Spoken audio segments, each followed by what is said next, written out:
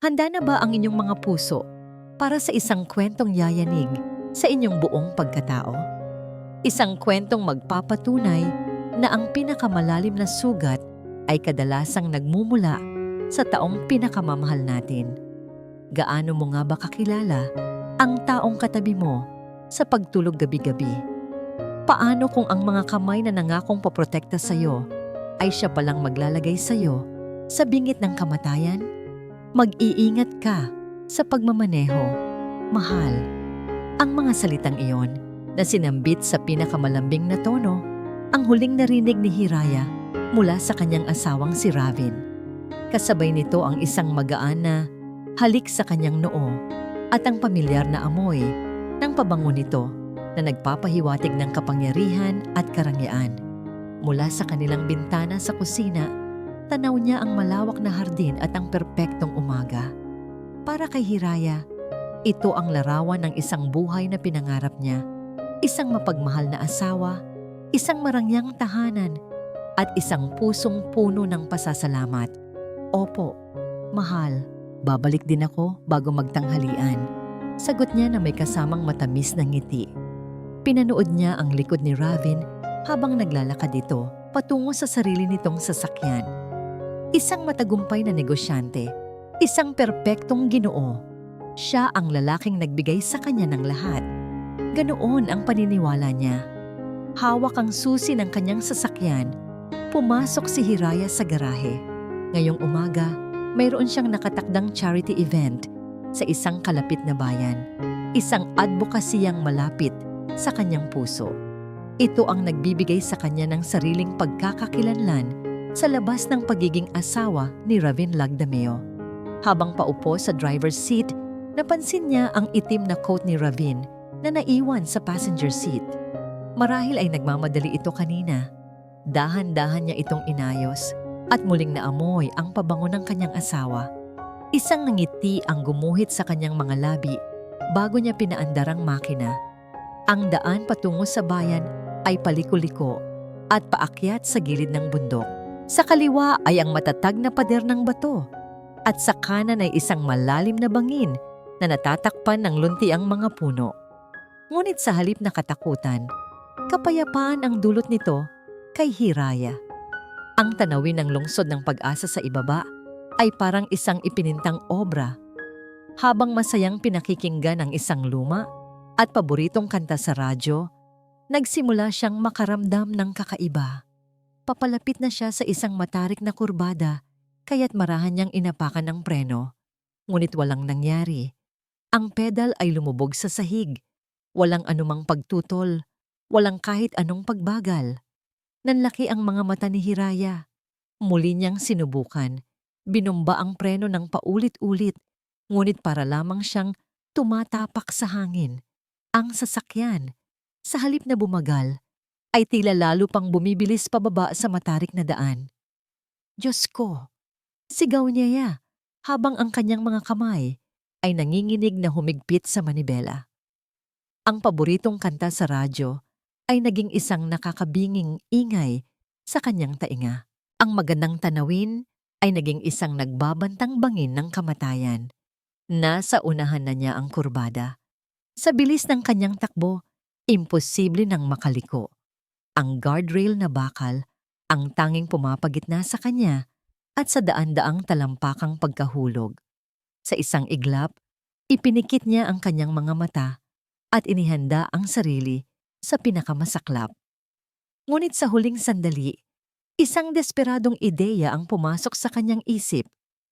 Sa buong lakas, ikinabig niya ang manibela pakaliwa, papalayo sa bangin at direkta papunta sa pader ng bundok. Isang malakas na kalabog ang yumanig sa buong sasakyan.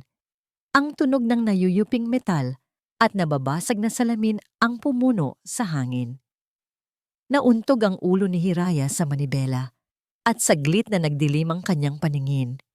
Pagkatapos ng nakabibinging ingay, isang nakatutulirong katahimikan ang pumalit. Nang imulat niya ang kanyang mga mata, amoy usok at nasusunog na goma ang kanyang nalanghap. Masakit ang kanyang ulo at buong katawan, ngunit buhay siya, buhay siya. Nanginginig siyang tumingin sa kanan.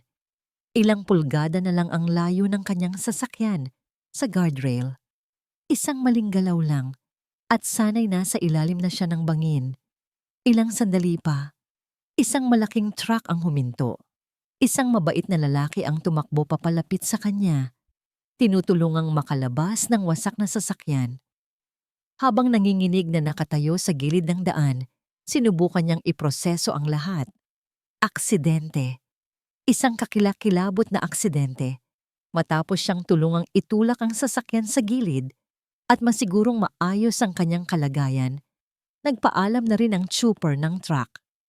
Naiwan si Hiraya na mag-isa, nakasandal sa malamig na pader ng bundok habang sinusubukang tawagan si Ravin. Bumalik siya sa sasakyan upang kunin ang kanyang bag.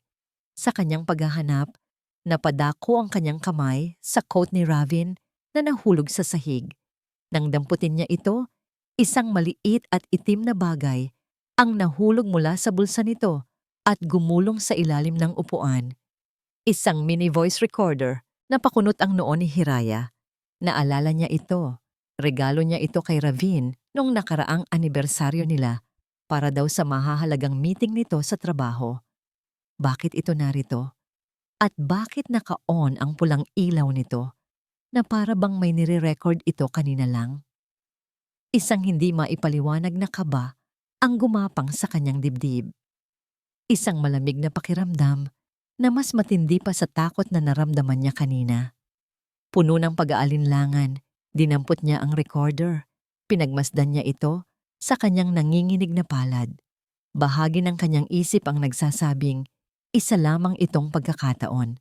Ngunit ang isa pang bahagi, isang boses na hindi niya pinapansin noon pa man, ay sumisigaw na may mali. Dala ng isang hindi mapigilang udyok, pinindot niya ang rewind button at pagkatapos ay ang play. Sa simula, tanging ang ingay lamang ng makina ng sasakyan ang kanyang narinig. Ngunit ilang sandali pa, isang pamilyar na boses ang kanyang narinig, ang boses ng kanyang asawa. Sigurado ka ba dyan, anak? Paano kung maghinala siya? Iyon ang boses ng kanyang biyenan, si Sidapa. Sumunod ang malumanay at kalmadong boses ni Ravin, ang boses na laging nagpapagaan ng kanyang loob. Ngunit sa pagkakataong ito, may dalang lamig at lason ang bawat salita. Huwag kang mag-alala, Mama. Sinigurado kong walang palya sa itsura ng preno, ang lahat ay mag-aakalang aksidente lang. Isang perpektong plano. Parang isang bombang sumabog sa loob ng kanyang tainga ang mga salita mula sa voice recorder. Ang boses ni Ravin, ang boses na dati musika sa kanyang pandinig, ay naging tunog ng isang demonyo. Nabitawan ni Hiraya ang maliit na aparato. Bumagsak ito sa sahig ng sasakyan na may mahinang kalampag. Ngunit ang pag-uusap ay nagpatuloy. Umaling-aungaw sa loob ng nasirang sasakyan, sa loob ng kanyang isipan. Ang mahalaga ay ang insurance, Ravin. Malaki ang pagkakautang mo. Ito na ang pinakamadaling paraan. Malamig at walang emosyon ang boses ni Sidapa na para bang isang transaksyon sa negosyo lamang ang kanilang pinag-uusapan. Alam ko, Ma. At pagkatapos nito, malaya na ako. Malaya na tayong lahat sa problemang ito. Sagot ni Ravin. Malaya. Ang salitang yon ay parang isang punyal na bumaon ng malalim sa puso ni Hiraya. Ang kanyang kamatayan ang magiging kalayaan para sa lalaking pinangakuan niya ng habambuhay. Gumuho ang mundo ni Hiraya. Bawat masasayang alaala, bawat halik, bawat yakap, lahat ay naging isang malaking kasinungalingan. Ang perpektong buhay na akala niya ay sa kanya ay isa palang entablado at siya ang bida sa isang trahedyang hindi niya alam na isinulat pala ng sarili niyang asawa. Isang malakas na hikbi ang kumawala sa kanyang lalamunan. Napahawak siya sa kanyang dibdib, hirap na hirap huminga. Galit, puot, pagtataksil. Ang mga emosyon ay sabay-sabay na dumaloy sa kanyang katawan. Mas matindi pa sa sakit ng mga natamo niyang galos at pasa. Gusto niyang sumigaw, magwala, durugin ang voice recorder hanggang sa maging abo. Ngunit isang malamig na takot ang biglang pumigil sa kanya. Paano kung malaman ni Ravin na nalaman niya ang lahat? Kung nabigo ang perpektong plano nito ngayon, walang makapipigil sa kanyang subukan ulit. Sa pagkakataong ito, maaaring hindi na siya palarin. Biglang nag-iba ang lahat. Ang kanyang tahanan ay hindi na isang kanlungan, kundi isang kulungan ng leon. Ang lalaking kanyang pinakasalan ay hindi na kanyang tagapagtanggol, kundi ang kanyang berdugo. Kailangan niyang magpanggap, kailangan niyang umarte na parang walang nangyari. Iyon ang tanging paraan para manatili siyang ligtas. Sa nanginginig na mga kamay, pinulot niya ang voice recorder at maingat na isinilid sa pinakaloob na bulsa ng kanyang bag. Huminga siya ng malalim, pinunasan ng kanyang mga luha, at pilit na kinontrol ang panginginig ng kanyang buong katawan. Tinawagan niya ang kanilang family driver para magpasundo, sinabing na aksidente siya pero nasa maayos na siyang kalagayan. Pagdating niya sa kanilang bahay, saktong kararating lang din ni Ravin. Bumaba ito ng sasakyan na may maskara ng pag-aalala sa muka. Tumakbo ito palapit sa kanya, niyakap siya ng mahigpit. "Mahal, anong nangyari? Ayos ka lang ba?" Tumawag ang driver na aksidente ka raw. Naramdaman ni Hiraya ang pagtigas ng kanyang buong katawan sa yakap nito. Ang mga braso na dating nagbibigay sa kanya ng pakiramdam ng seguridad ay parang mga bakal na pumupulupot ngayon sa kanyang leeg. Ang init ng katawan nito ay nagdudulot sa kanya ng pangingilabot. Pilit niyang nilabanan ang pagnanais na itulak ito palayo. Sa halip, isinubsob niya ang kanyang mukha sa dibdib nito, itinatago ang tunay na ekspresyon sa kanyang mga mata, at nagsimulang humikbi. Isang pag-iyak na kalahati ay pag-arte, at kalahati ay tunay na pighati. "Ravin, ang sasakyan, nawalan ng preno," sabi niya sa pagitan ng mga hikbi. Muntik na ako. Muntik na ako sa bangin." "Shh, okay na. Ang mahalaga, ligtas ka." Bulong nito sa kanyang buhok, hinahaplos ang kanyang likod. Isang perpektong pagganap ng isang nag-aalalang asawa. Kung hindi niya narinig ang recording, maniniwala siya. Buong puso siyang maniniwala. Inalalayan siya ni Ravin papasok sa bahay, pinaupo sa malambot na sofa. Kinuha nito ang first aid kit at marahang ginamot ang mga galos sa kanyang braso at noo. Bawat haplos ng bulak na may gamot sa kanyang balat ay parang haplos ng apoy. Pinagmamasdan niya ang bawat galaw nito, ang maingat na paglalagay ng gamot, ang malumanay na pag-aalala sa kanyang mga mata. Lahat ay isang kasinungalingan. Sa likod ng maskarang iyon ay isang halimaw na nag-aabang. Paanong ang mga kamay na ito na marahang gumagamot sa kanya ay siya ring kamay na sumira sa preno ng kanyang sasakyan. "Kailangan mo nang magpahinga, mahal. Halika, ihahatid kita sa ating kwarto," sabi ni Ravin, matapos malinis ang kanyang mga sugat. "Salamat!" Halos pabulong na sagot ni Hiraya. Nagpatulong siyang tumayo at umakyat sa hagdanan. Bawat hakbang ay isang pagsubok sa kanyang kakayahang magpanggap. Sa bawat paghawak ni Ravin sa kanyang baywang, pakiramdam niya ay napapaso siya. Nang makarating sila sa silid, maingat siyang inihiga ni Ravin sa kama. Kinumutan siya nito at muling hinalikan sa noo. "Matulog ka lang. Dito lang ako sa study. May tatapusin lang akong importanteng tawag." Tumango lamang si Hiraya at ipinikit ang kanyang mga mata.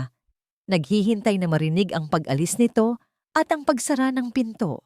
Nang sa wakas ay mag-isa na siya. Doon lamang bumalik ang normal na paghinga sa kanyang mga baga.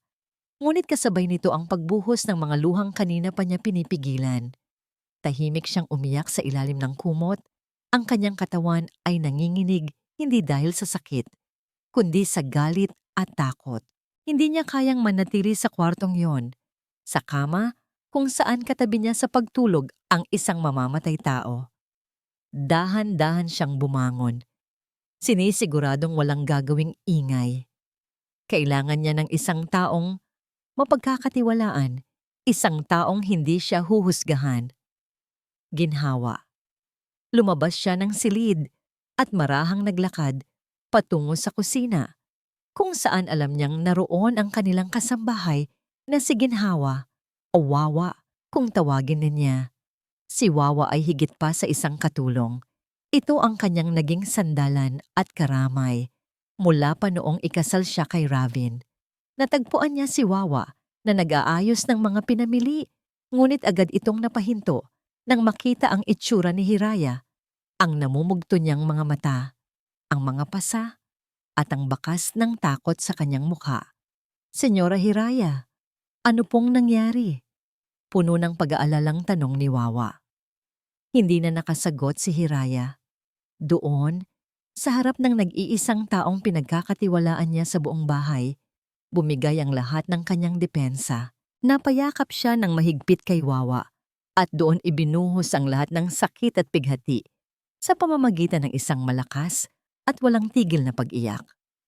"Wawa," paulit-ulit niyang sinasabi sa gitna ng kanyang mga hikbi. "Wawa, tulungan mo ako." "Nandito lang po ako, senyora." "Ano po ba yon? Dahil po ba sa aksidente?" Marahang tanong ni Wawa habang hinahaplos ang kanyang likod. Umiling si Hiraya. Humiwalay siya sa pagkakayakap at tumingin ng diretso sa mga mata ni Wawa. Ang kanyang mga mata ay nagliliyab sa pinaghalong galit at desperasyon. "Hindi iyon aksidente, Wawa," sabi niya sa nanginginig na boses. "Sinadya niya.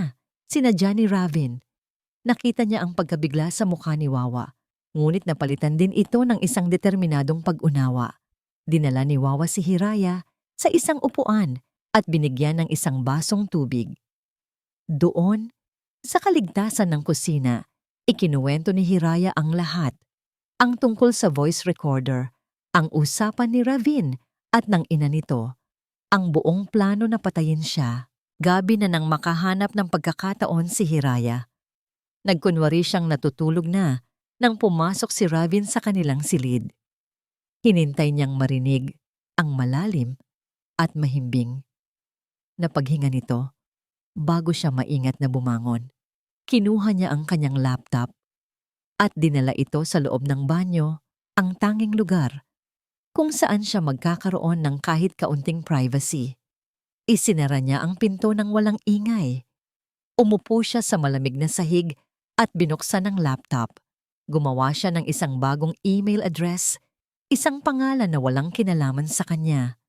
Pagkatapos, nanginginig ang mga daliri, nag-type siya sa search bar. "Pinakamahusay na abogado para sa mga kasong kriminal."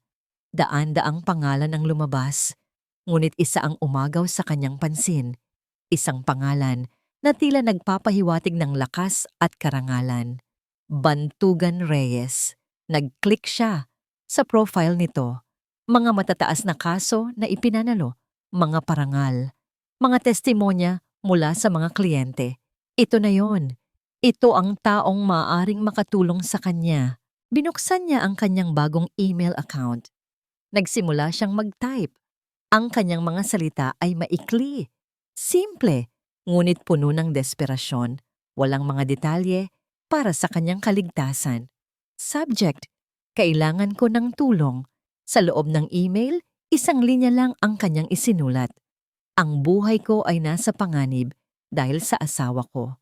Pakiusap, tulungan ninyo ako." Tinitigan niya ang email ng ilang minuto. Ang kanyang puso ay kumakabog ng malakas sa kanyang dibdib. Ito ay isang sugal, isang hakbang sa dilim. Ngunit wala na siyang ibang pagpipilian. Huminga siya ng malalim. At sa huling pagkakataon, pinindot niya ang send button. Ang salitang sending sa screen ay tila tumagal ng habang buhay. Bago ito napalitan ng message sent, isinara niya ang laptop at sa katahimikan ng banyo, ang tanging maririnig ay ang mabilis na tibok ng kanyang pusong nag-aabang. 2 araw ang lumipas mula nang ipadala ni Hiraya ang email. 2 araw ng impyerno. Sa umaga, ngumingiti siya kay Ravin.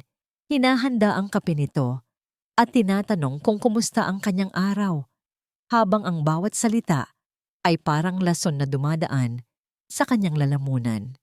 Sa gabi, nahihiga siya sa tabi nito, hindi gumagalaw, nagkukunwaring mahimbing na natutulog, habang ang kanyang puso ay walang tigil sa pagtibok sa takot na baka sa kanyang pagtulog ay hindi na siya magising muli.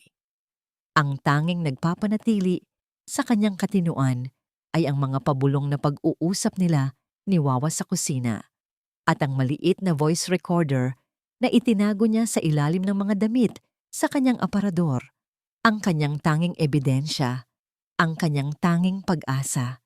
Sa ikatlong umaga, habang si Revin ay nasa banyo, mabilis niyang binuksan ang kanyang laptop. May isang bagong email mula sa opisina ni Attorney Bantugan Reyes. Nanginginig ang kanyang mga kamay habang binubuksan ito. Binibini, nakasulat sa email. Nais po kayong makausap ni Attorney Reyes kung maaari sa isang pampublikong lugar para sa inyong kaligtasan. Kapihan Tinag. 3:00 ng hapon. Magsuot ng kulay asul na scarf. Isang sinag ng pag-asa. Ngunit kasabay nito ang matinding kaba. Paano siya aalis ng bahay nang hindi naghihinala si Ravin? Sa oras ng tanghalian, pilit niyang pinasigla ang kanyang boses. Mahal, sabi niya kay Ravin, medyo nababagot ako dito sa bahay. Pwede ba akong makipagkita sa mga kasama ko sa charity? Para lang makahinga naman. Tumingin sa kanya si Ravin, ang mga mata nito ay mapanuri. Ngunit pagkatapos ay ngumiti ito. Siyempre mahal. Gawin mo kung saan ka magiging masaya. Basta mag-iingat ka. Huwag mo nang gamitin ang kotse mo. Ipapahatid na lang kita sa driver. Isang patibong ba ito? O isang tunay na pagpayag? Hindi niya alam. Ngunit kailangan niyang samantalahin ang pagkakataon. 2:30, sakay ng ibang sasakyan ng pamilya. Nagpahatid si Hiraya sa isang mall na malapit sa Kapihan Sinag. Sinabi niya sa driver na susunduin na lamang siya ng kanyang mga kaibigan. Nang makaalis ang sasakyan, mabilis siyang naglakad. Paliko-liko sa mga eskinita, laging tumitingin sa kanyang likuran, hinahanap kung may anino bang sumusunod. Bawat taong nakakasalubong niya ay isang potensyal na banta. Ang Kapihan Sinag ay isang maliit at tahimik na lugar. Ang pangalan nito ay tila isang magandang pangitain. Ang sikat ng araw ay tumatagos sa malaking bintanang salamin. Nagbibigay liwanag sa buong kapihan. Naghahanap siya ng isang mesa sa sulok kung saan tanaw niya ang pinto. Inayos niya ang kanyang asul na scarf. Ang kanyang puso ay dumadagundong sa kanyang dibdib. Eksaktong 3:00, isang lalaki ang pumasok. Matangkad, nasa mga 30 anyos at may matikas na tindig. Nakasuot ito ng isang simpleng polo shirt, ngunit bakas ang talas at profesionalismo sa kanyang dating. Ang kanyang mga mata ay matalim, mabilis na sinuri ang buong lugar bago ito napadako sa kanya.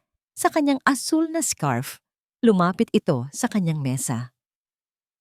Mrs. Lagdameo, ako si Bantugan Reyes. Ang boses nito ay kalmado at malalim, ngunit may awtoridad. Tumayo si Hiraya upang kamayan ito. Ang pagkakahawak nito ay matatag at panandali ang nagbigay sa kanya ng pakiramdam ng katiyakan. Attorney, sabi niya. Ang kanyang boses ay bahagyang nanginginig. Salamat sa pagdating. Walang anuman. Umupo ka, sabi ni Bantugan, habang umuupo sa silyang nasa tapat niya. Hindi ito nag-order ng kape. Diretso ito sa punto. Sinabi mo sa iyong email na ang buhay mo ay nasa panganib. Tumango si Hiraya, hindi makapagsalita. Hinugot niya ang kanyang bag at maingat na inilabas ang voice recorder. Inilagay niya ito sa ibabaw ng mesa. Sa pagitan nilang dalawa, ang maliit na itim na bagay na yon ay tila napakabigat. Naglalaman ng lahat ng kanyang takot at ang katotohanan ng kanyang bangungot. Ano iyan? Tanong ni Bantugan. Pakinggan ninyo, pakiusap ni Hiraya. Kinuha ni Bantugan ang recorder. Isinuot nito ang isang maliit na earphone na kinuha mula sa kanyang bulsa. Isang maingat na hakbang para hindi marinig ng iba at pinindot ang play. Habang nakikinig, pinagmasdan ni Hiraya ang mukha ng abogado. Sa simula, ito ay profesional at walang emosyon. Ngunit habang tumatagal ang recording, napansin niya ang isang banayad na pagbabago. Ang kanyang panga ay bahagyang tumigas. Ang kanyang mga mata, na kanina'y kalmado, ay nagkaroon ng isang malamig at matalas na kislap. Nang matapos ang recording, tahimik na inalis ni Bantugan ang earphone. Isinandal niya ang kanyang likod sa upuan at tinitigan si Hiraya, isang titig na tumatagos hanggang sa kanyang kaluluwa. Kailan nangyari ang aksidente?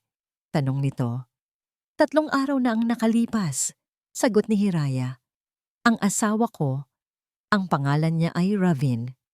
Ravin Lagdameo.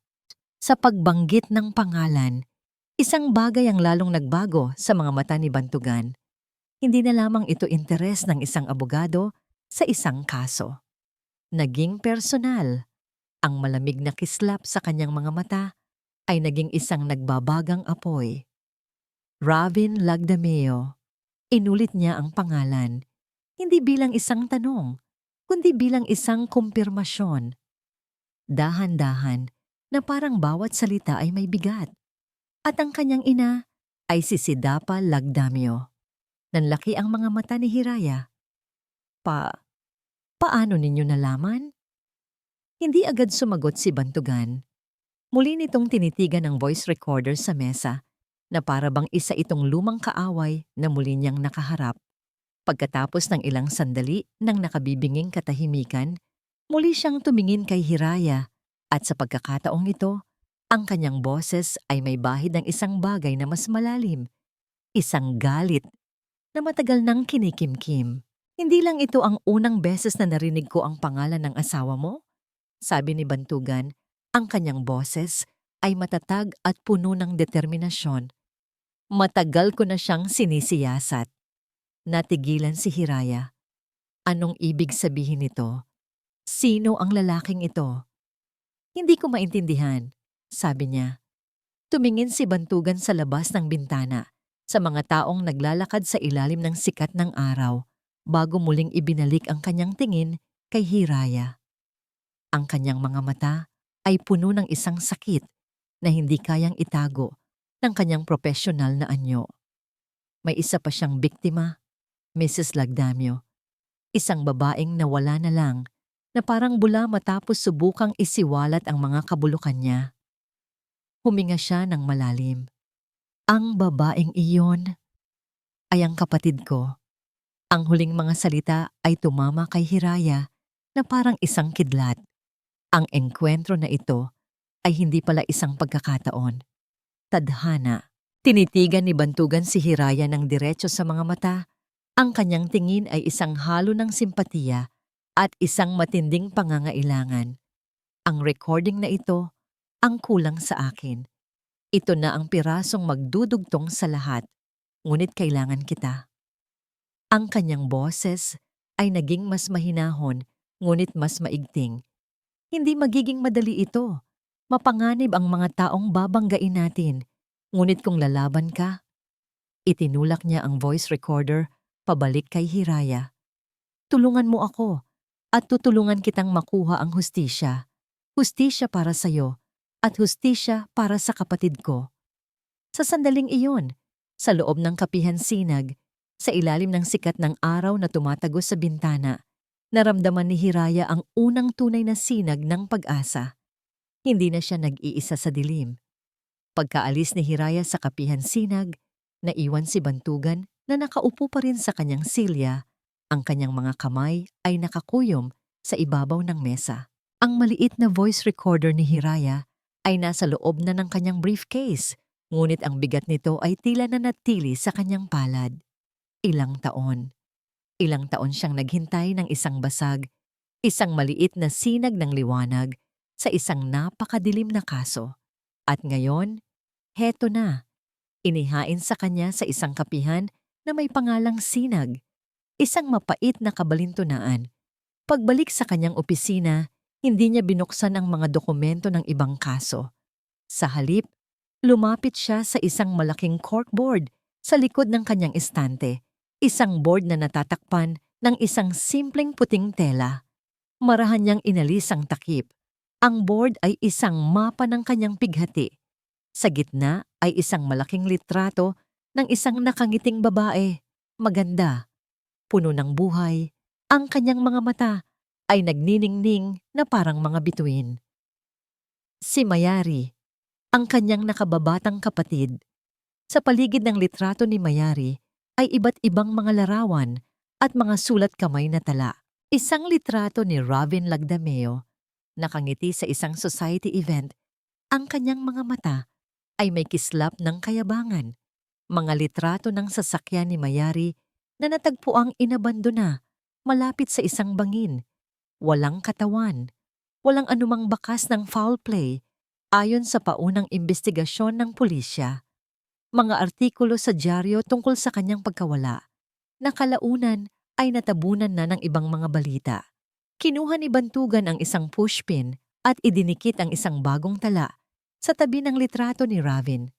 Asawa, Hiraya de Leon. Insidente, sinadyang pagkasira ng preno. Isinara niya ang kanyang mga mata at bumalik ang alaala. Ang huling pag-uusap nila ni Mayari. 3 taon na ang nakalipas. Gabi. Tumawag si Mayari, ang boses niya ay hindi kasing sigla ng dati. May panginginig sa kanyang boses na pilit niyang itinatago. Kuya, sabi nito, pwede ba tayong mag-usap bilang abogado at bilang kuya ko? Siyempre naman, bunso. Anong problema? Sagot ni Bantugan habang abala sa pag-aayos ng mga papel sa kanyang mesa. Tungkol ba yan sa nobyo mong si Ravin? Natahimik si Mayari sa kabilang linya.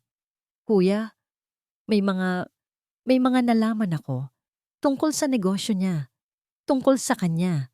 Hindi siya tulad ng inaakala nating lahat. Natatakot ako. Anong ibig mong sabihin? Tanong ni Bantugan.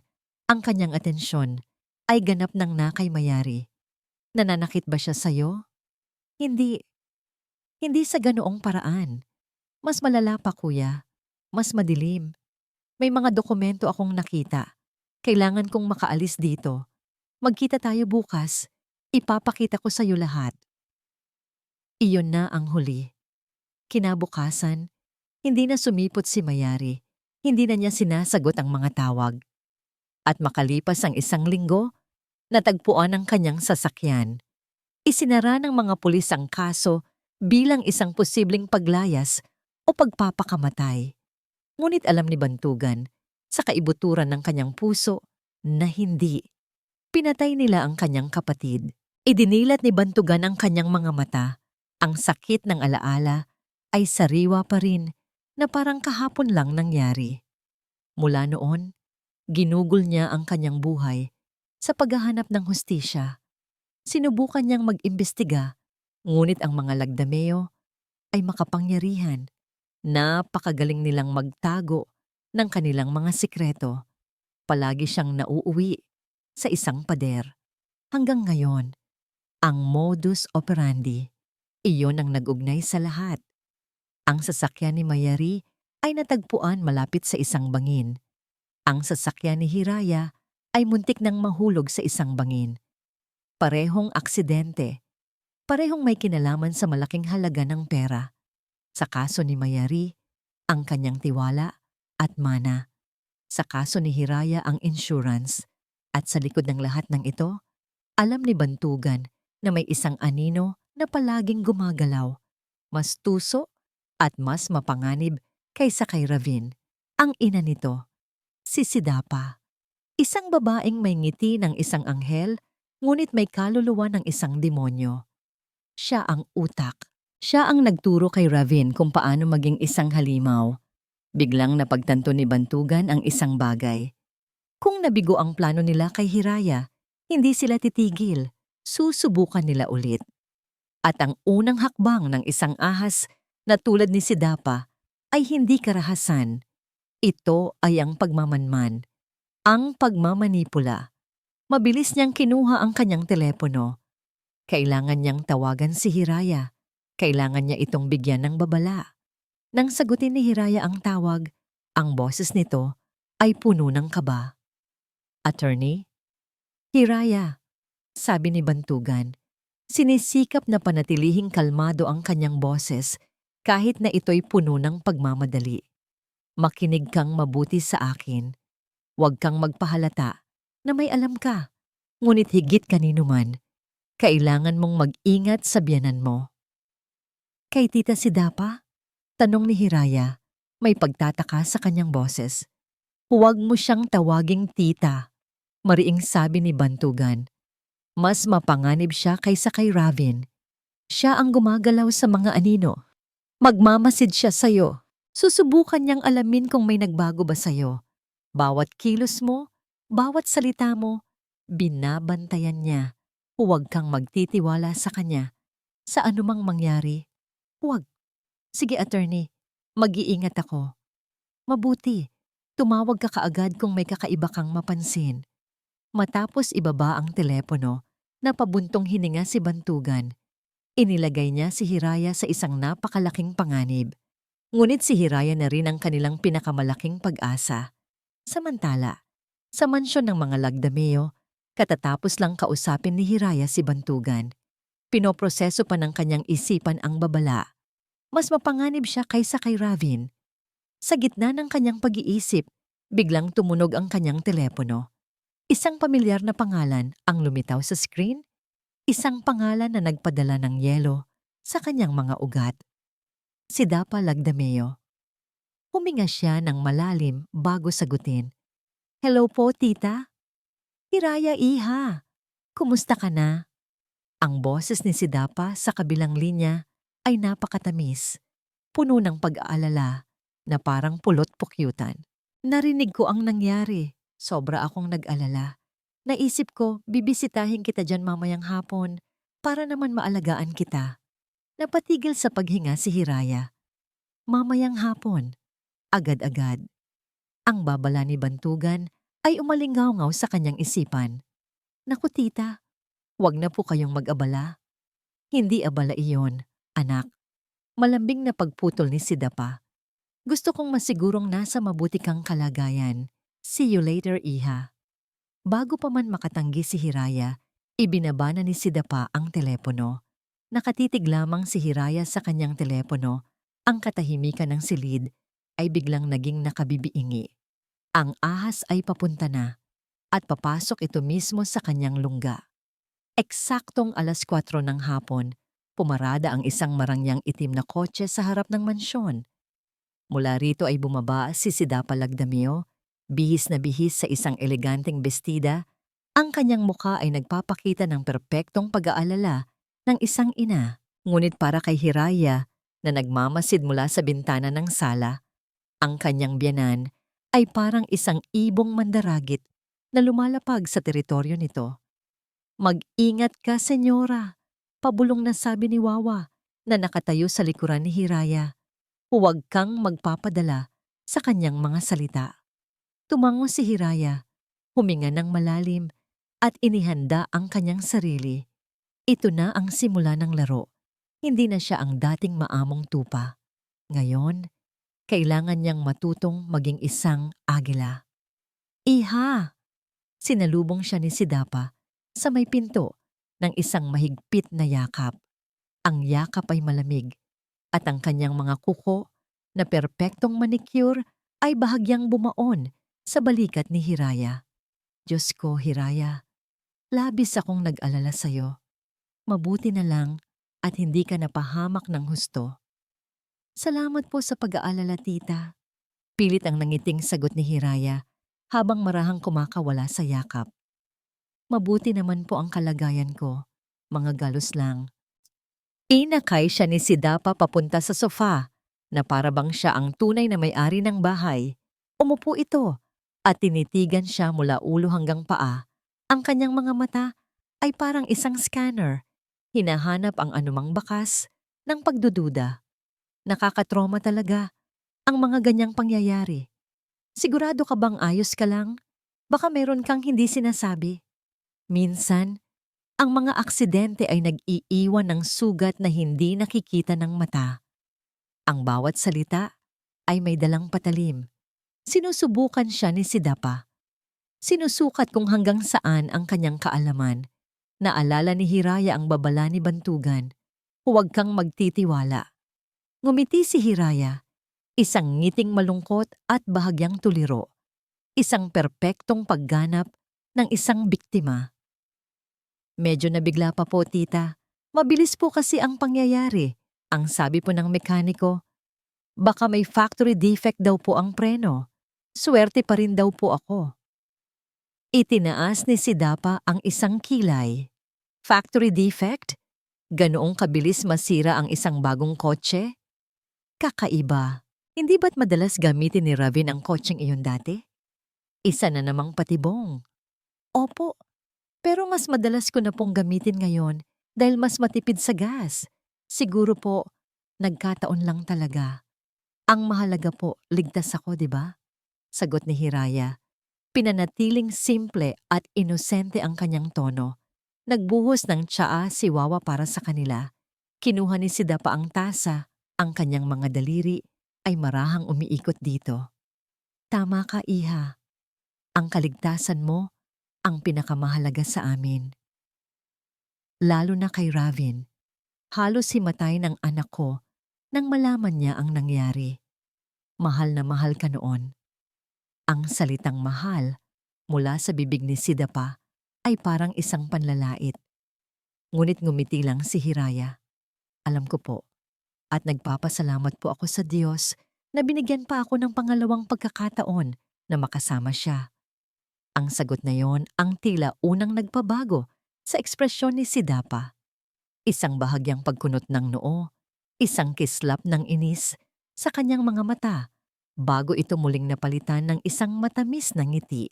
Inaasahan siguro nito ang isang Hirayang umiiyak, mahina at puno ng takot.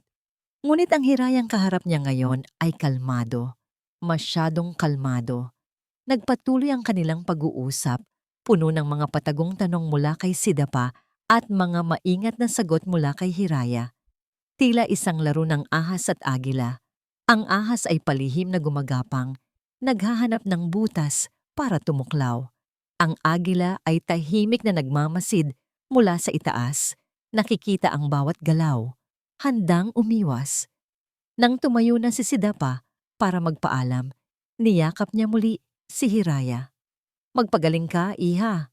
Bulong nito sa kanyang tainga. At tandaan mo, kung may kailangan ka o kung may gumugulo sa isip mo, nandito lang ako. Ituring mo akong tunay na ina. Ang mga salitang yon ay nagpadala ng pangingilabot sa buong katawan ni Hiraya. Tumango lang siya. Habang naglalakad si Sidapa palabas, bahagya nitong isinandal ang kanyang mamahaling bag sa isang maliit na mesa malapit sa pinto. Isang mabilis at halos hindi mapapansing galaw. Pagkatapos ay tuluyang na itong umalis. Isang nakabibinging katahimikan ang naiwan sa sala. Napaupo si Hiraya sa sofa, ang kanyang mga tuhod ay biglang nanlambot. Pakiramdam niya ay katatapos lang niyang tumakbo sa isang mahabang karera. Ayos lang po kayo, senyora? Tanong ni Wawa. Ayos lang, Wawa. Sa tingin ko ay nalagpasan ko. Ngunit habang nililibot ni Wawa ang sala para magligpit, isang bagay ang napansin nito sa ilalim ng mesang pinatungan ni Sidapa ng kanyang bag. Isang maliit at itim na bagay na nakadikit sa ilalim ng mesa, halos hindi makita. Senyora, tawag ni Wawa. Ang kanyang boses ay mahina. Lumapit si Hiraya. Itinuro ni Wawa ang maliit na aparato. Isang listening device. Isang bag. Nanlamig si Hiraya. Ang buong pag-uusap nila kanina, ang lahat ng kanyang sinabi, ay maaaring naririnig pa rin hanggang ngayon. Ang babala ni Bantugan ay totoo. Hindi lang siya nagmamanman. Nakikinig din siya. Kinuha ni Wawa ang bug gamit ang isang tissue at maingat na inilagay sa isang metal na lata para harangan ang signal. Ngunit ang pinsala ay maaaring nagawa na. Ang pakiramdam ng tagumpay ni Hiraya ay biglang napalitan ng isang bagong alon ng takot. Hindi sapat na maging maingat sa salita. Kailangan niyang maging maingat sa lahat. Ang bahay na ito ay hindi naligtas. Bawat sulok ay maaaring may mata at tainga. Sa gitna ng kanyang pag-iisip, bigla niyang naalala ang isang bagay na matagal na niyang hindi ginagalaw. Ang lumang opisina ng kanyang yumaong ama sa kabilang dulo ng bahay, isang lugar na halos hindi na pinapasok ni Ravin. Sinabi niya kay Ravin na gusto niyang gawin itong isang maliit na library para sa kanyang sarili. Isang perpektong dahilan. Wawa, sabi ni Hiraya. Isang bagong determinasyon ang nabubuo sa kanyang boses. Tulungan mo akong maglinis sa lumang opisina ni Papa. Pumasok siya sa opisina ni Ravin. Walang tao. Kailangan niyang maghanap ng iba pang ebidensya. Habang nagpapanggap na nag-aayos ng mga libro sa estante, ang kanyang mga mata ay palihim na naghahanap. Ang kanyang mga kamay ay marahang kumakapa sa ilalim ng mesa, sa likod ng mga kabinet. At doon, sa ilalim ng isang makapal na alpombra malapit sa kanyang mesa, naramdaman niya ang isang maliit na nakausli, isang loose na floorboard.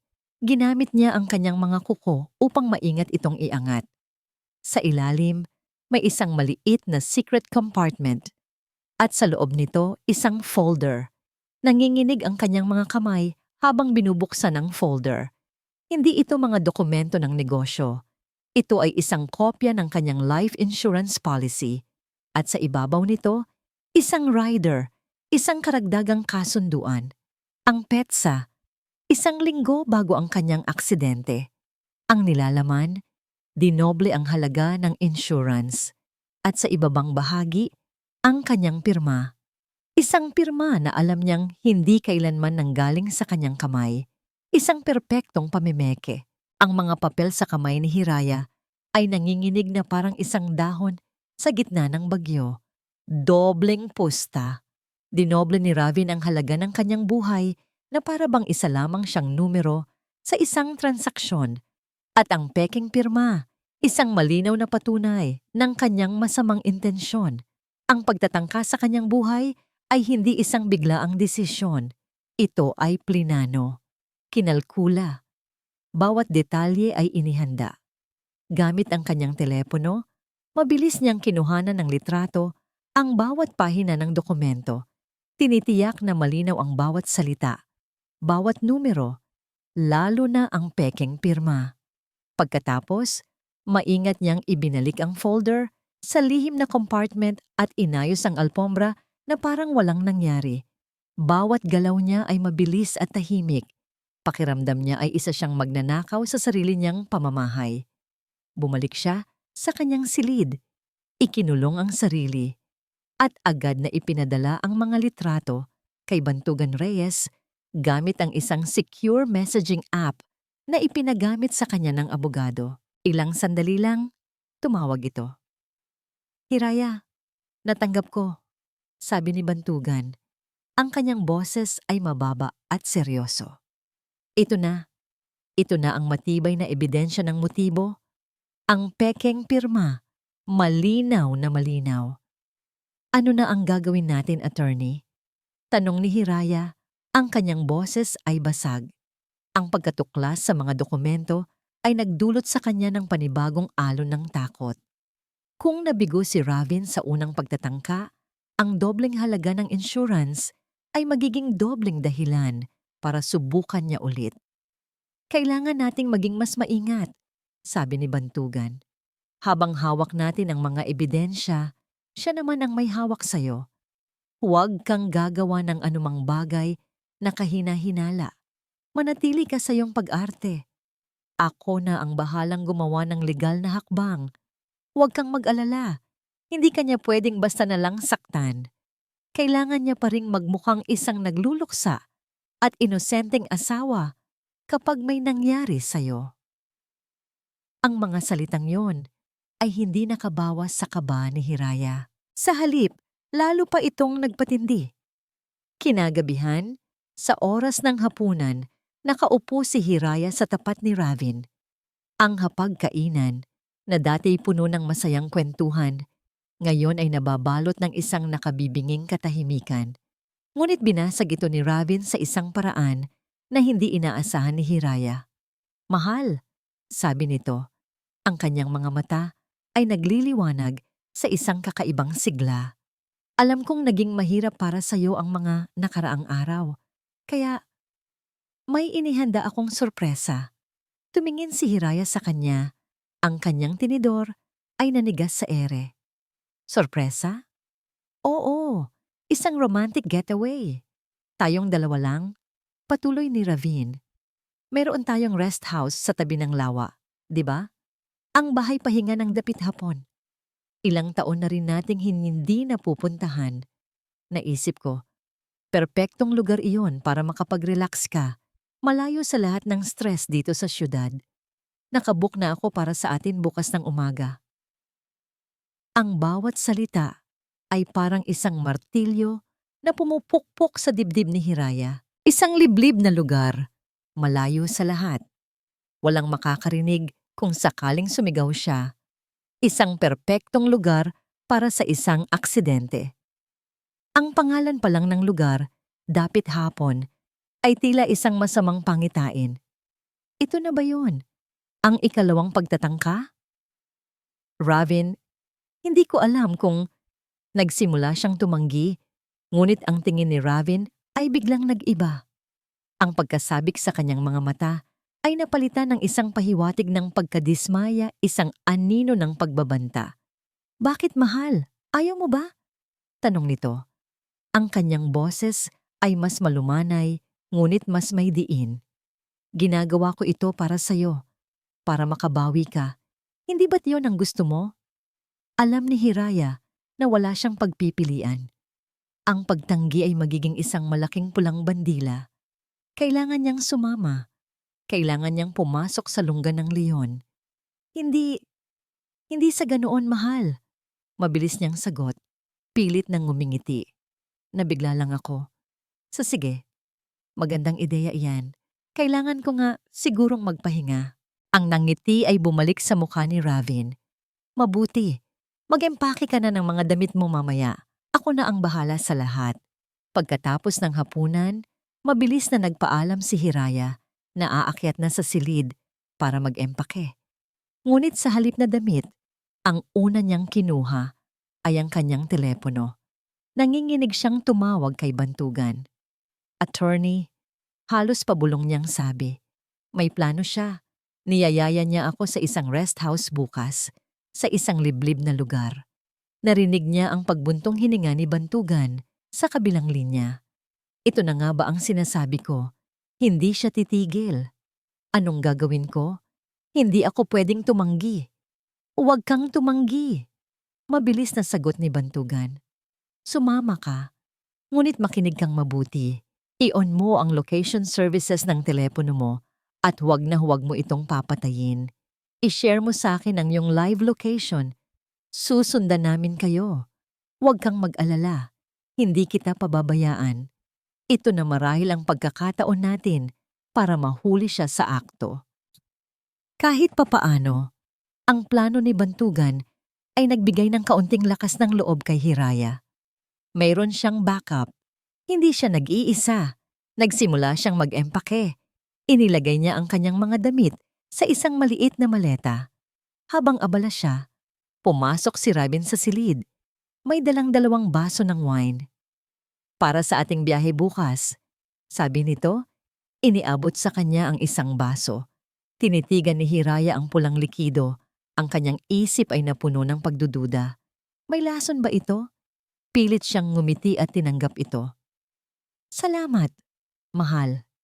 Nakita niya ang kanyang telepono na nakapatong sa ibabaw ng kama. Bago pa man niya ito makuha, lumapit si Ravin at marahan itong kinuha. Mahal, sabi nito sa isang napakalambing na boses habang hinahaplos ang kanyang pisngi. Iwan na natin to. Gusto ko. Tayong dalawa lang. Walang istorbo. Walang telepono. Walang trabaho. Walang social media. Tayo lang. Para maging tunay na espesyal. Ang mga daliri ni Ravin ay marahang pumindot sa power button ng kanyang telepono. Pinanood ni Hiraya habang unti-unting namamatay ang screen kasabay ng unti-unting pagkamatay ng kanyang tanging linya ng komunikasyon at kaligtasan. Ang kanyang koneksyon kay Bantugan, ang kanyang live location, nawala. Tumingin si Ravin sa kanya at ngumiti. Isang ngiting puno ng tagumpay. Sa sandaling iyon, alam na ni Hiraya. Hindi ito isang romantic getaway. Ito ay isang bitag. At kasalukuyan siyang nakakulong dito. Ang pagpatay ni Ravin sa telepono ni Hiraya ay parang pagputol sa kanyang huling hibla ng pag-asa.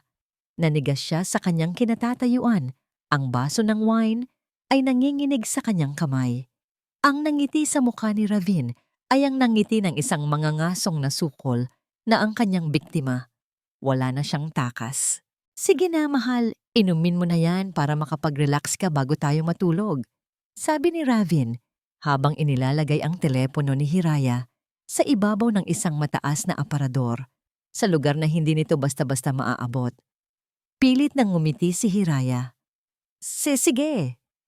Itinungga niya ang wine, hindi dahil sa gusto niya, kundi dahil sa takot na lalong maghinala si Ravin kung tatanggi siya.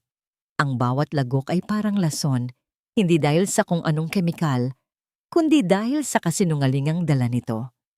Nang matapos silang mag-empake, ang bawat galaw ni Hiraya ay mabigat at puno ng pag-iingat. Ang dating pamilyar na silid-tulugan ay naging isang kulungan. Alam niyang kailangan niyang makahanap ng paraan para makapagpadala ng mensahe. Kailangan niyang makatakas sa bitag na ito. Habang si Ravin ay nasa banyo, isang ideya ang pumasok sa isip ni Hiraya. Si Wawa. Siya ang tanging taong nakakaalam ng katotohanan sa loob ng bahay na ito.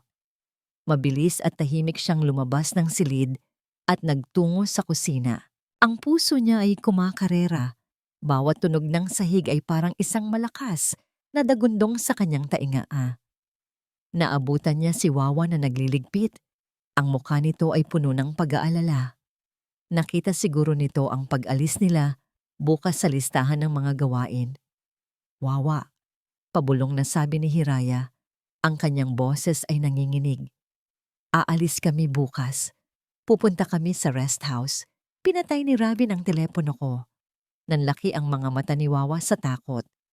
Alam niya kung anong ibig sabihin nito. Senyora, huwag po kayong sumama. Magdahilan po kayo. Sabihin niyong masama ang pakiramdam ninyo. Umiling si Hiraya, ang mga luha ay nagsisimula ng mamuo sa kanyang mga mata. Hindi ako pwedeng tumanggi, Wawa. Mas maghihinala siya. Ito na yata ang gagawin niya. Ang mga salita ay hirap lumabas sa kanyang lalamunan. Wala na akong paraan para makontak si Attorney Bantugan. Ang desperasyon sa boses ni Hiraya ay nagtulak kay Wawa na mag-isip ng mabilis. Ang kanyang katapatan kay Hiraya ay mas matimbang kaysa sa kanyang takot sa mga lagdamyo. Sandali lang po, senyora, sabi nito.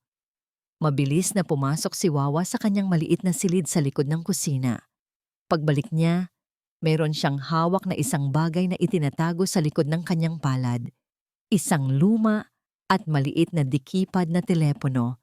Isa sa mga modelong matagal nang naluma sa panahon. Senyora, heto po. Iniabot ni Wawa ang telepono.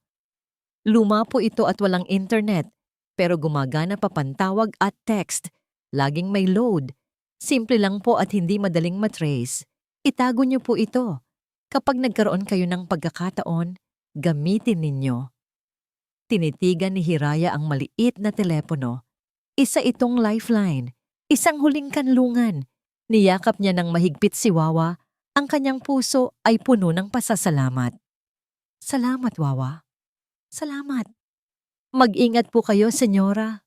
Bulong ni Wawa habang tinutulungan si Hiraya na itago ang telepono sa isang lihim na bulsa sa loob ng lining ng kanyang pitaka. Ipagdarasal ko po kayo. Kinabukasan, ang biyahe patungo sa bahay pahinga ng dapit hapon ay puno ng tensyon. Si Ravin ang nagmamaneho, isang masayang kanta ang pinapatugtog sa radyo, nakabaligtaran ng nararamdaman ni Hiraya. Bawat kilometrong lumalayo sila sa syudad ay isang kilometrong paglapit sa panganib. Ang daan ay unti-unting nagiging makitid at napapalibutan na ng matataas na puno. Ang signal ng radyo ay nagsimulang pumalya. Ang sibilisasyon ay unti-unti nilang iniiwan. Panakanaka, sumusulyap si Ravin kay Hiraya. May isang ngiti sa kanyang labi na hindi na umaabot sa kanyang mga mata. Isang nangiti ng isang mananalo. Sa bawat sulyap niya, lalong kumakabog ang dibdib ni Hiraya. Ang kanyang kamay ay mahigpit na nakahawak sa kanyang pitaka. Nararamdaman ang bigat ng maliit na teleponong nakatago sa loob. Ito ang kanyang tanging alas. Pagkatapos ng halos 3 oras na biyahe, lumiko sila sa isang pribadong daanan na gawa sa lupa. At sa dulo nito, nakatayo ang isang magandang bahay na gawa sa kahoy sa tabi ng isang napakalaki at napakatahimik na lawa. Ang bahay pahinga ng dapit hapon. Ang lugar ay napakaganda, ngunit ang kagandahan nito ay may dalang panganib. Ito ay ganap na nakahiwalay sa mundo. Walang ibang bahay na nakikita, walang ibang tao. Nandito na tayo, mahal. Masayang sabi ni Ravin habang pinapatay ang makina. Ang ganda, hindi ba? Napakatahimik. Ang katahimikan ay nakabibingi para kay Hiraya. Bumaba siya ng sasakyan, ang hangin ay malamig at sariwa. Ngunit sa halip na kapayapaan, panganib ang kanyang nararamdaman. Kinuha niya ang kanyang personal na smartphone, ang teleponong pinatay ni Ravin, at sinubukang i-on. Walang signal. 0 bars. Kinapa niya ang kanyang pitaka. Ang luma at di keypad na telepono. Meron kaya itong signal? Ngunit hindi niya ito pwedeng ilabas sa harap ni Ravin. Halika na sa loob, sabi ni Ravin habang inaakbayan siya. Ipinahanda ko na ang lahat para sa atin. Pumasok sila sa loob ng bahay. Ang amoy ng lumang kahoy at sariwang hangin ang sumalubong sa kanila. Maganda ang loob, ngunit ang lahat ng bintana ay may tanawin ng makapal na gubat o ng malawak na lawa. Walang kapitbahay, walang posibleng saklolo. Habang si Ravin ay nagdadala ng kanilang mga gamit sa silid sa itaas, nagkaroon ng pagkakataon si Hiraya. Mabilis niyang kinuha ang maliit na telepono mula sa kanyang pitaka. Tumingin siya sa screen. Isang bar. Isang mahinang bar ng signal. Sapat na para sa isang text. Ngunit ano ang kanyang ite-text? Hindi niya kabisado ang numero ni Bantugan. Bigla niyang naalala. Sinave ni Wawa ang numero ni Bantugan sa teleponong yon bago ibinigay sa kanya. Sa ilalim ng pangalang Manong Super, isang matalinong pag-iingat. Mabilis niyang hinanap ang pangalan at nagsimulang mag-type. Ang kanyang mga daliri ay nanginginig. Bawat segundo ay mahalaga. Bago pa man niya matapos ang kanyang mensahe, narinig niya ang mga yabag ni Ravin pababa ng hagdan. Sa isang iglap, itinago niya muli ang telepono sa kanyang pitaka. Ayos ka lang, mahal? Tanong ni Ravin, papalapit sa kanya. Namumutla ka. Ayos lang ako. Mabilis niyang sagot. Medyo nahilo lang siguro sa biyahe. Ngumiti si Ravin, ngunit ang kanyang mga mata ay sumulyap sa pitaka ni Hiraya na mahigpit nitong hawak.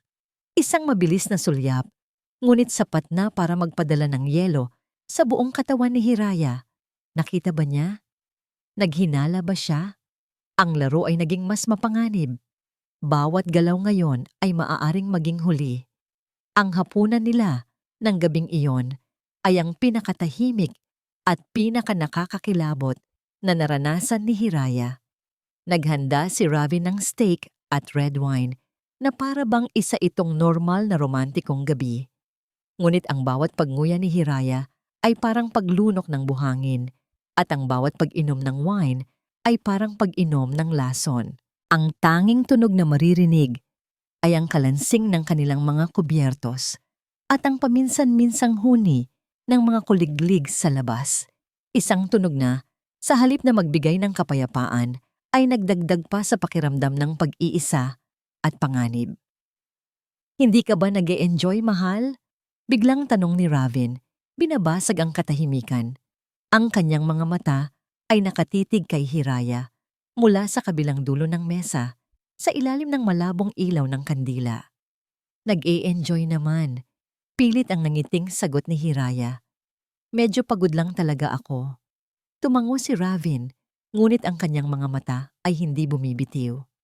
Alam mo Hiraya, napansin ko, ilang araw ka nang kakaiba mula noong aksidente. Maingat niyang binigkas ang huling salita na parang isang pagsubok. May gumugulo ba sa isip mo? Nanlamig ang buong katawan ni Hiraya. Ito na ba yon? Ang simula ng pagtutuos? Wala. Wala naman. Mahal. Natural lang siguro na medyo trauma pa ako. Trauma. Inulit ni Ravin ang salita na parang nilalasahan. Pagkatapos ay ngumiti ito. Isang ngiti na hindi na nagtatangkang magpanggap. Isang ngiti na puno ng panunuya. O baka naman, may nalaman ka?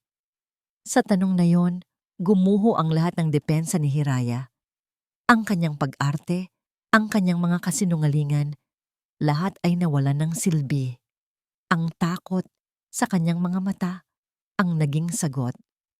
Tumawa si Ravin, isang tawang mahina, ngunit puno ng pait. Akala ko pa naman, mas magaling kang umarte.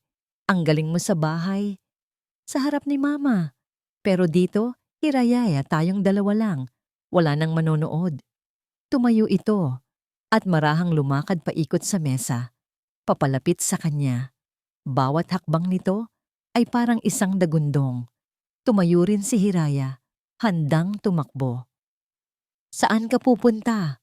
Tanong ni Ravin. Ang kanyang boses ay naging malamig at matigas. Hinawakan niya ng mahigpit ang braso ni Hiraya. Hindi pa tayo tapos mag-usap. Bitiwan mo ako. Sigaw ni Hiraya. Sinusubukang kumawala. Bitiwan ka? Tumawa ulit si Ravi. Pagkatapos ng lahat ng ginawa ko para sa'yo? Para sa atin? Ang daya mo naman. Gusto mong itakas ang premyo? Anong premyo? Ang buhay ko? Kasama na rin iyon, sabi ni Ravin. Pero may hinahanap ako. Binitiwan niya ang braso ni Hiraya at sa isang mabilis na kilos, hinablot niya ang pitaka na kanina pa nito mahigpit na hawak. Huwag! Sigaw ni Hiraya. Ngunit huli na ang lahat.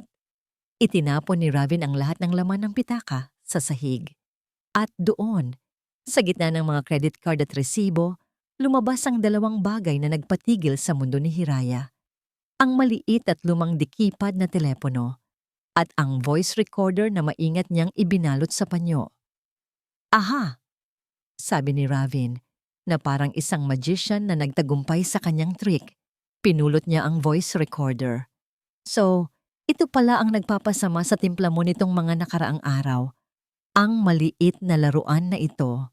Tumingin siya kay Hiraya. Ang kanyang mga mata ay nagliliyab sa galit. Narinig mo lahat, hindi ba? Ang perpektong plano ko. Hindi na sumagot si Hiraya. Tanging ang mabilis niyang paghinga ang maririnig. Lahat ng kanyang pag-iingat nasira sa isang iglap. Sayang, sabi ni Ravin, habang tinitimbang-timbang ang voice recorder sa kanyang palad. Lumakad siya papunta sa fireplace kung saan may maliit na apoy na nagliliyab. Maganda pa naman sanang ebidensya ito para sa'yo. At sa isang mabilis na galaw, inihagis niya ang voice recorder sa apoy. Hindi! Sigaw ni Hiraya, napaluhod sa sahig habang pinapanood ang kanyang tanging matibay na ebidensya na nilalamon ng apoy. Ang itim na plastik ay unti-unting natutunaw, kumukulo, hanggang sa naging isang walang hugis na bagay. Nawala na. Ang kanyang pag-asa, sinunog at ginawang abo. Katulad ng recorder. Tumingin sa kanya si Ravin mula sa tapat ng fireplace. Ang kanyang mukha ay nasisinaga ng apoy na nagbibigay sa kanya ng isang demonyong itsura. Ngayon, wala ka ng hawak laban sa akin. Lumapit siya sa umiiyak na si Hiraya at marahas siyang hinawakan sa braso para itayo. Huwag kang mag-alala, mahal. Mayroon pa rin akong plano para sa'yo. Isang mas simple, pero siguradong epektibo. Kinaladkad niya si Hiraya paakyat sa hagdanan, patungo sa kanilang silid-tulugan. Walang magawa si Hiraya kundi ang magpumiglas, ngunit mas malakas si Ravin. Itinulak siya nito papasok sa silid at mabilis na isinara ang pinto. Narinig niya ang tunog ng pag-lock ng susi mula sa labas. "Magpahinga ka ng mabuti, mahal ko," sabi ni Ravin mula sa kabilang panig ng pinto. Ang kanyang boses ay puno ng isang nakakakilabot na kalmado. "Bukas ng umaga, mamamangka tayo. At sa kasamaang palad, magkakaroon ng isang malungkot na aksidente sa lawa." Narinig niya ang papalayong mga yabag ni Ravin. Naiwan si Hiraya na mag-isa sa dilim. Sinubukan niyang buksan ang pinto, sinuntok niya ito, sinipa, sumigaw siya ng pagkalakas-lakas, ngunit walang sino man ang makakarinig. Napasandal siya sa pinto at dahan-dahang napaupo sa sahig. Ang kanyang katawan ay nanginginig sa kawalan ng pag-asa. Wala na ang ebidensya. Nakakulong siya. At bukas na ang katapusan niya. Tumingin siya sa bintana. Ang tanging liwanag ay mula sa buwan na sumisilip sa ibabaw ng madilim at tahimik na lawa. Ang lawa na magiging kanyang libingan. Ito na ang pinakamababang punto ng kanyang buhay. Lahat ay nawala. Ngunit habang nakaupo siya doon sa dilim, umiiyak, ang kanyang kamay ay may nakapang isang bagay sa sahig, sa gitna ng mga gamit na nagkalat mula sa kanyang pitaka. Ang maliit at lumang telepono ni Wawa. Hindi ito napansin ni Ravin. Sa gitna ng ganap na kadiliman, isang maliit na kislap ng pag-asa ang muling umusbong. Ang maliit at lumang telepono sa kanyang palad ay parang isang pirasong uling, malamig, at halos walang bigat, ngunit naglalaman ng potensyal na apoy. Para kay Hiraya, na nasa pinakamadilim na gabi ng kanyang buhay, ito na ang lahat. Ang huling kanlungan na ibinigay sa kanya ni Wawa ay siya ring naging huling liwanag. Pinunasan niya ang kanyang mga luha. Ang pag-iyak ay hindi makakatulong. Ang pagkatakot ay hindi magbubukas ng pinto. Ang tanging magliligtas sa kanya ay ang sarili niyang determinasyon. Ang Hirayang dating mahina at sunod-sunuran ay namatay na kasama ng voice recorder sa apoy. Ang babaeng narito ngayon ay isang mandirigma, isang taong walang nang pagpipilian kundi ang lumaban para sa kanyang buhay. Gumapang siya palayo sa pinto, papalapit sa bintana, kung saan ang liwanag ng buwan ay nagbibigay ng kaunting liwanag sa silid. Dito, mas malaki ang tsansa na makahanap ng signal. Itinaas niya ang telepono. Tiningnan ang screen, searching for network.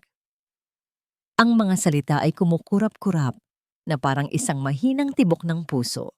Inangat niya ang telepono sa pinakamataas na abot ng kanyang kamay.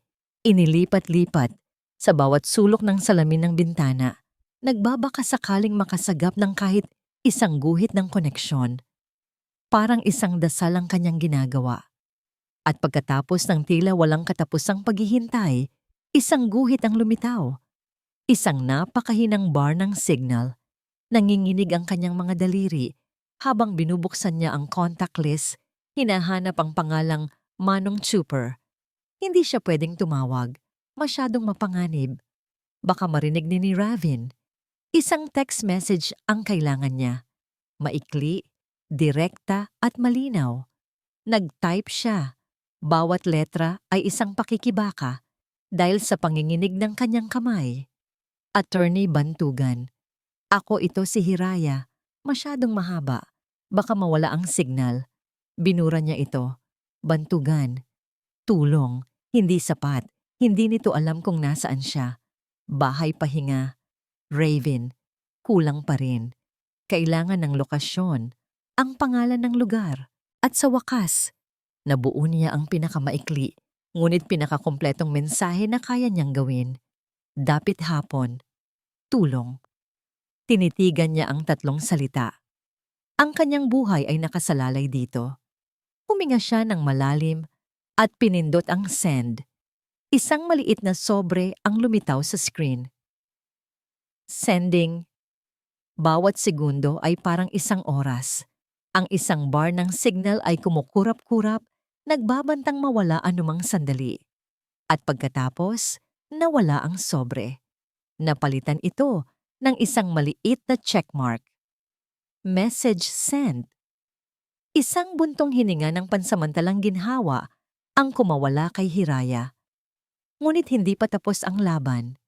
Ang mensahe ay naipadala, pero maaaring abutin ng ilang oras bago makarating ang tulong. Kailangan niyang makaalis sa silid na ito. Ngayon din, iniskan niya ang buong kwarto.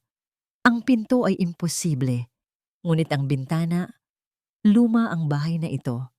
Ang mga bintana ay gawa sa kahoy na may simpleng trangka lamang. Mula sa ikalawang palapag, mataas ang babagsakan, ngunit may isang malaking puno ng mangga na ang mga sanga ay halos abot kamay mula sa bintana. Iyon ang kanyang daan. Kumuha siya ng isang manipis, ngunit matibay na hairpin mula sa kanyang buhok. Ginamit niya ito para kalikutin ang simpleng trangka ng bintana. Ang kanyang puso ay kumakabog sa bawat kaluskos. Pagkatapos ng ilang minutong pagsubok, narinig niya ang isang mahinang click. Bumukas ang trangka. Dahan-dahan at maingat niyang itinulak ang bintana. Isang malamig na hangin ang pumasok, dala ang amoy ng lupa at ng lawa. Sumilip siya sa ibaba. Ang mga sanga ng puno ay mas malayo kaysa sa kanyang inaakala. Ngunit kaya niya itong abutin. Gumawa siya ng isang lubid mula sa mga kumot na nakalatag sa kama. Pinagbuhol-buhol niya ang mga dulo ng mahigpit. Itinali niya ang isang dulo sa pinakamabigat na poste ng kama at inihagis ang kabilang dulo sa labas ng bintana. Hindi ito aabot sa lupa, ngunit sapat na para mapalapit siya sa mga sanga. Bago siya bumaba, isinilid niya ang maliit na telepono sa kanyang bulsa. Ito pa rin ang kanyang huling pag-asa. Huminga siya ng malalim, nagdasal, at sinimulan ang kanyang pagbaba. Ang magaspang na tela ng kumot ay humihila sa kanyang balat, ngunit hindi niya ito ininda. Ang kanyang buong atensyon ay nasa pag-abot sa pinakamalapit na sanga. Nag-ugoy siya ng bahagya at sa isang iglap, iniunat niya ang kanyang kamay at matagumpay na nakakapit sa isang makapal na sanga. Dahan-dahan niyang binitiwan ng kumot at ginamit ang dalawang kamay para humawak ng mahigpit. Nakarating siya sa katawan ng puno. Mula roon, ang pagbaba ay mas madali na. Ngunit sa kanyang pagmamadali, naapakan niya ang isang tuyong sanga. Isang malakas na crack ang umalingaw-ngaw sa katahimikan ng gabi. Nanigas si Hiraya. Tumingala siya sa bintana ng silid tulugan. At sa sandaling iyon, bumukas ang ilaw sa loob. Pagkatapos ay narinig niya ang isang malakas na kalabog. Ang tunog ng isang pintong sinisipa para buksan. Nasa bintana si Ravin. Ang mukha nito ay isang maskara ng purong galit sa ilalim ng liwanag ng buwan. Ang kanilang mga mata ay nagtagpo. Isang segundo ng pagkatigagal. Pagkatapos ay sigaw ni Ravin, "Hiraya!" Ang sigaw na yon ang nagpabilis sa dugo ni Hiraya. Hindi na siya nag-isip. Bumaba siya ng mabilis mula sa puno. Tumalon sa huling ilang talampakan at bumagsak sa damuhan. Hindi niya ininda ang sakit ng kanyang pagbagsak. Tumayo siya at tumakbo. Tumakbo siya palayo sa bahay, palayo sa liwanag, patungo sa kadiliman ng kagubatan na nakapalibot sa property. Narinig niya ang pagbukas ng pinto sa ibaba at ang mga sigaw ni Ravin. "Hindi ka makakatakas sa akin. Naririnig mo ba ako? Hindi ka aabot ng buhay sa umaga." Ang mga salita nito ay parang mga palaso na humahabol sa kanya, ngunit hindi siya lumingon. Ang tanging nasa isip niya ay ang tumakbo. Ang kanyang mga paa ay nasusugatan sa mga bato at ugat ng puno. Ang mga sanga ay humahampas sa kanyang muka at braso, ngunit hindi siya huminto. Ang adrenaline at takot ang nagtutulak sa kanya. Ang gubat ay madilim at nakakalito. Bawat puno ay magkakamukha. Hindi niya alam kung saan siya pupunta. Ang tanging gabay niya ay ang pagtakbo palayo sa direksyon ng bahay. Sa kanyang likuran, naririnig niya ang kaluskos. Mas mabilis si Ravin, mas sanay ito sa lugar. Hinahabol siya nito, napatingin si Hiraya sa kanyang harapan. Isang maliit na liwanag, isang pag-asa, papalapit siya sa kalsada. Kung makakarating siya sa kalsada, may tsansa siyang makita, may tsansang may dumaan. Ngunit nang malapit na siya, natigilan siya. Ang kalsadang nakikita niya ay hindi ang daan papasok, kundi ang gilid ng lawa. Ang liwanag na nakita niya ay ang refleksyon ng buwan sa ibabaw ng tubig. Naligaw siya ng landas, at sa kanyang likuran, ang kaluskos ay papalapit na ng papalapit. Isang anino ang humahabol sa kanya sa dilim. Nasukol siya sa pagitan ng demonyo at ng malalim na tubig. Ang gilid ng lawa ang naging dulo ng kanyang takbuhan. Sa kanyang likuran, ang anino ni Ravin na mabilis na papalapit. Ang kanyang mabibigat na yabag ay parang tunog ng martilyo ng kamatayan. Sa kanyang harapan, ang madilim at walang imik na tubig ng lawa na parang isang bukas na libingan na nag-aabang. Walang daan pa kaliwa, walang daan pa kanan. Nasukol siya. Tapos na ang laro, Hiraya, sabi ni Ravin. Humihingal, ngunit may ngiti ng tagumpay sa kanyang mga labi. Huminto ito ilang hakbang mula sa kanya. Saan ka papupunta? Tatalon ka ba? Huwag kang mag-alala. Kahit anong piliin mo, pareho lang ang kahahantungan. Hayop ka, Ravin! Sigaw ni Hiraya. Ang kanyang boses ay puno ng galit na humalo sa kanyang takot. Bakit? Pagkatapos ng lahat, bakit? Bakit? Tumawa si Ravin. Dahil sa pera, Hiraya. Dahil sa kalayaan. Dahil sa gabal ka sa buhay na gusto ko. Simpleng dahilan, hindi ba? Bilisan ninyo. Sigaw ni Bantugan sa mga pulis, habang ang kanilang mga sasakyan ay humaharurot sa madilim at palikulikong daan. Kanina, nasa gitna siya ng pag-aalala sa kanyang opisina nang biglang mag-vibrate ang kanyang telepono. Isang mensahe mula sa isang hindi pamilyar na numero. Isang mensahe na nagpatayo ng lahat ng balahibo sa kanyang katawan. Dapit hapon. Tulong. Agad niyang naintindihan. Ang rest house. Ang palayaw na ibinigay niya sa contact name ni Hiraya sa kanyang telepono noon, Hiraya Dapit Hapon, isang mapait na biro na ngayon ay nagkatotoo. Agad niyang tinawagan ang kanyang mga kontak sa pulisya. Ibinigay niya ang lokasyon. Ngayon, nag-uunahan sila laban sa oras. Bawat segundo ay maaaring maging huli para kay Hiraya. Dito na tayo sa pribadong daanan, attorney, sabi ng hepe ng pulisya na kasama niya sa sasakyan. Patayin ninyo ang mga sirena at ilaw, utos ni Bantugan. Ayokong malaman niyang paparating tayo. Sorpresahin natin siya. Huminto ang mga sasakyan ilang metro mula sa bahay. Ang lugar ay nakakabinging tahimik at ang bahay ay madilim, maliban sa isang mahinang liwanag mula sa fireplace na tanaw sa bintana. Mabilis at tahimik silang bumaba. Dahan-dahan silang lumapit, ang kanilang mga baril ay nakahanda. Sinipa ng isang pulis ang pinto. Bumukas ito ng malakas. Pinasok nila ang bahay. Walang tao.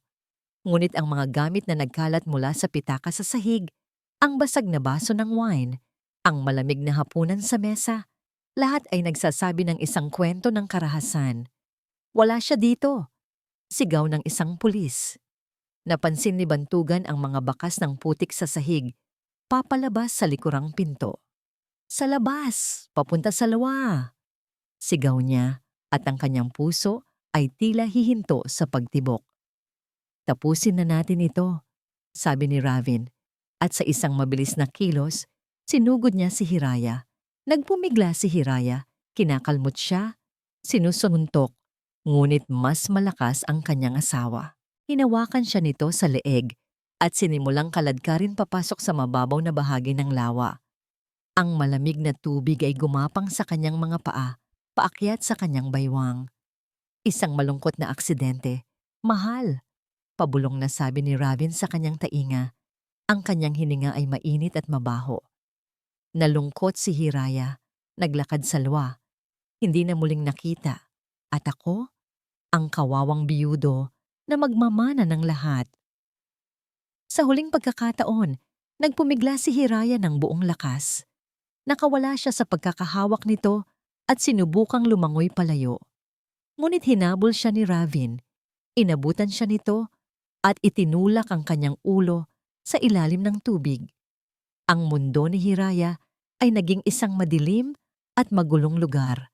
Ang tanging naririnig niya ay ang pagwawala ng dugo sa kanyang tainga. Ang kanyang mga baga ay sumisigaw, naghahanap ng hangin. Nakikita niya ang mukha ni Ravin sa ibabaw ng tubig. Ang kanyang itsura ay nababago sa ilalim ng liwanag ng buwan. Isang itsura ng purong kasamaan. Ang kanyang pag-asa ay nauupos. Ito na ba ang wakas? Ngunit bigla, ang buong kagubatan ay nagliwanag. Isang nakakasilaw na ilaw mula sa mga flashlight ang tumama sa mukha ni Ravin. "Pulis! Bitiwan mo siya!" Isang sigaw ang umalingaw-ngaw. Nabigla si Ravin. Binitiwan niya si Hiraya. Sa pagkakataong yon, huminga si Hiraya ng malalim, umubo, at nilanghap ang hangin na parang ito ang unang pagkakataon sa kanyang buhay. Nakita niya si Bantugan na tumatakbo papasok sa tubig, kasunod ang mga pulis. Bago pa man makagalaw si Ravin, napalibutan na siya. Hinila ni Bantugan si Hiraya palayo sa panganib, papalapit sa pampang. "Huli ka na, Ravin!" Sigaw ni Bantugan. Sa gitna ng kaguluhan, isang sasakyan pa ang humarurot, papasok sa property. Mula rito ay bumaba si Sidapa Lagdameo. Ang kanyang mukha ay nagpapakita ng pagkalito. Marahil ay tinawagan siya ni Ravin para tumulong sa pagtatakip ng krimen.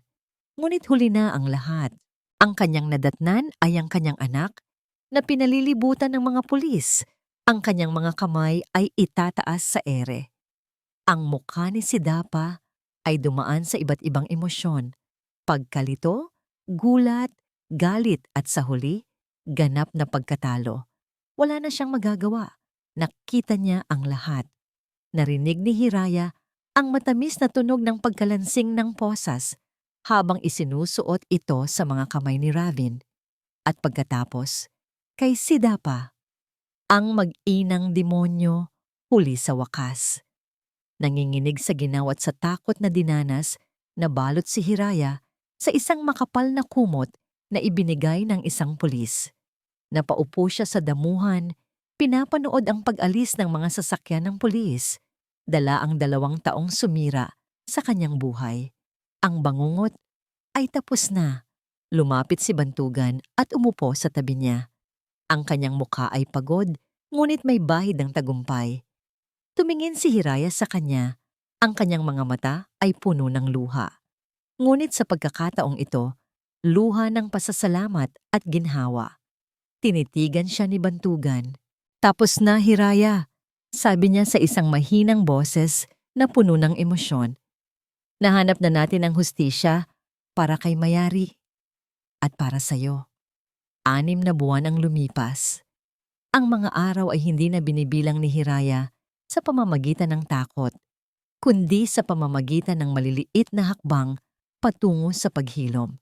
Ang 6 na buwang yon ay isang mahabang paglalakbay, mula sa mga gabing hindi siya makatulog dahil sa mga bangungot, hanggang sa unti-unting pagtanggap sa liwanag ng bawat bagong umaga. Ang paglilitis ay naging isang pambansang usapin. Ang pangalan ng mga Lagdameo na dati simbolo ng yaman at kapangyarihan ay naging simbolo ng kasamaan at pandaraya. Bawat detalye ng kanilang mga krimen ay isiniwalat sa publiko. Ang pekeng insurance, ang mga utang ni Ravin, ang nawawalang si Mayari Reyes, at ang brutal na pagtatangka sa buhay ni Hiraya. Nakatayo si Hiraya sa loob ng korte, matatag at hindi nagpatinag. Sa tulong ni Bantugan, buong tapang niyang isinalaysay ang lahat. Hindi na siya ang babaeng nanginginig sa takot. Ang kanyang boses, na minsan nang sinubukang patahimikin, ay naging pinakamalakas na armas para sa katotohanan. Ang hatol ay mabilis at walang awa, habang buhay na pagkabilanggo para kay Ravin Lagdameo para sa mga kasong attempted murder at ang pagpatay kay Mayari Reyes na ang mga labi ay natagpuan sa isang liblib na bahagi ng lupain ng mga Lagdameo batay sa testimonya ng isang dating hardinero. Para naman kay Sidapa, 20 taong pagkabilanggo bilang kasabwat sa mga krimen.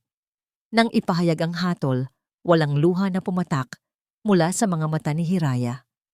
Tanging isang malalim na paghinga ng ginhawa. Hindi ito tagumpay na nagdudulot ng saya, kundi isang pagsasara sa isang madilim na kabanata ng kanyang buhay. Nakita niya ang walang emosyong mukha ni Ravin at ang nag-aapoy na galit sa mga mata ni Sidapa habang inilalabas sila ng korte. Sa sandaling iyon, tuluyan na silang naging mga anino ng kanyang nakaraan. Matapos ang paglilitis, ang unang ginawa ni Hiraya ay ang pagbebenta ng mansyon. Bawat sulok ng bahay na yon ay may dalang alaala ng kasinungalingan.